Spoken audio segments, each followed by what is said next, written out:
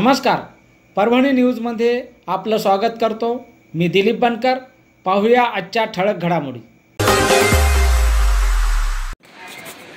परभणी दिनांक 2/9/2024 रोजी 2 सप्टेंबर या दिवशी परभणी शहरातील जिल्हा सामान्य रुग्णालय येथे अनेक गरीब रुग्णांची इलाजासाठी ये जा असते, परंतु वयोवृद्ध झालेल्या महिलांना, पुरुषांना या ठिकाणी त्यांचे नातेवाईक सुद्धा मदत करत नाहीत। अशातच त्यांच्या जीवावर बेतलेला प्रसंग आणि इलाजासाठी आलेल्या या वयोवृद्ध महिलांच्या मदतीला रुग्ण हक्क संरक्षण समिती तात्काळ मदत करत असते।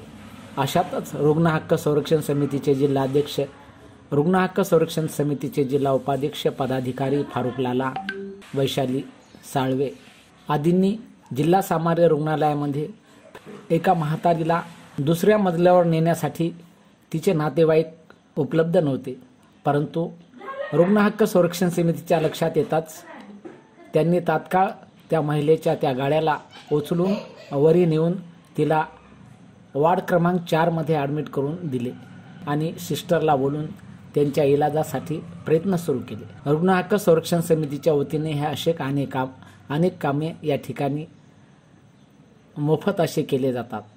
रुग्णांची सेवा हीच ईश्वर सेवा या ब्रीदवाक्याप्रमाणे ही समिती काम करत असते।